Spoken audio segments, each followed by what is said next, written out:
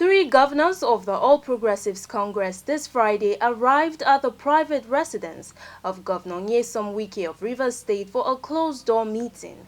The governors are Kayode Fayemi of Ekiti State, Babajide Sanwo-Olu of Lagos State, and Rotimi Akeredolu of Ondo State. The details of the closed-door meeting are not yet known, but may not be unconnected with the 2023 presidential election.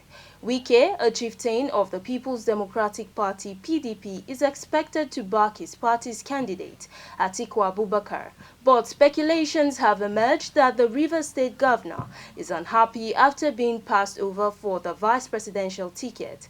APC presidential candidate Bola Ahmed Tinubu was said to have met with Wike in France last week, but the Tinubu media office has denied such a meeting ever took place.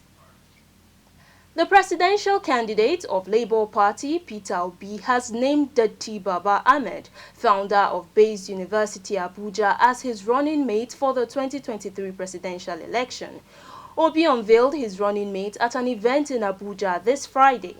The announcement came less than 24 hours after Doyin Okupe announced his withdrawal as the party's vice presidential candidate. Okupe, a former senior special assistant on public affairs to ex-President Goodluck Jonathan, had earlier last month been named as Labour Party's placeholder vice presidential candidate to beat the deadline set for submission of nominated party candidates by the Independent National Electoral Commission (INEC). Unveiling Datti Baba Ahmed as his running mate, Obi said his choice was in line with the Labour Party's desire to secure, unite, and make Nigeria a productive nation. After months, weeks and months, we've gone around, consulted, to look for, like the chairman has said, somebody who will fit the bill of what we're trying to do.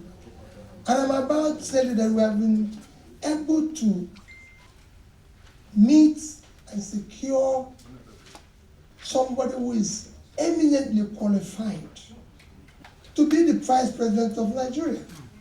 I know people will say, you're not there yet. But I can tell you, I know where we're going. Responding, Baba Ahmed said he is humbled and appreciative of his selection as the party's vice presidential candidate in the 2023 general elections.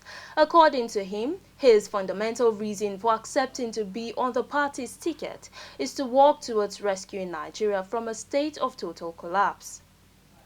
The undeniable, unchallengeable, fundamental reason for being on this ticket is to rescue Nigeria.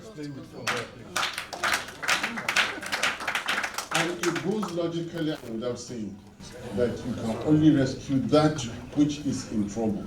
Nigeria is in a great deal of trouble. I cannot afford not to be part of the movement to rescue Nigeria. The second reason is that I believe in the greatness of Nigeria. I believe there will be peace and prosperity. I believe Nigerian people will unite. Thank you. Baba Ahmed was a member of the House of Representatives from 2003 to 2007. Later in 2011, he won the Senate election to represent Kaduna North. However, the Electoral Tribunal overturned his victory and he left office in 2012. In January 2022, Baba Ahmed announced his intention to contest the governorship election in Kaduna State on the platform of the People's Democratic Party (PDP). However, hours before the party's governorship primary election, he pulled out of the race, faulting the Congress's nomination process. Victory, there is victory in the struggle for Nigeria. There is victory for us. Civil rights advocacy group Human Rights Writers Association of Nigeria, Huriwa, says the Minister of Interior, Rauf Aregbesola, must be sacked with immediate effect over his consistent failure to stop attacks on correctional centers in the country. Huriwa's national coordinator, Emmanuel Onwubiko, in a statement said it is distasteful and condemnable that over 15 jailbreaks have occurred under Aregbesola in the last 5 years, while over 3,000 inmates have escaped. The group also urged the President Muhammadu Buhari to stop asking rhetorical questions on social media on how the intelligence system of the country failed to detect Tuesday's attack at Kuje, a suburb of the FCT. Huriwa said the president should immediately set up a judicial panel of inquiry on prison breaks in Nigeria and ensure that such assaults on the entire security apparatus of Nigeria do not recur. Tuesday's assault on the Kuje Correctional Center was brutal, even as the attackers bombed the prison, killed some security agents and inmates while they set over 600 prisoners free, including 69 Boko Haram suspects. Japan's former Prime Minister Shinzo Abe has died in hospital after he was shot at a political campaign event. Abe was shot at twice while he was giving a speech in the southern city of Nara this Friday morning.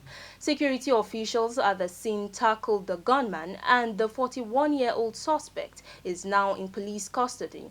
A search of the alleged gunman's home uncovered what police believe are explosives.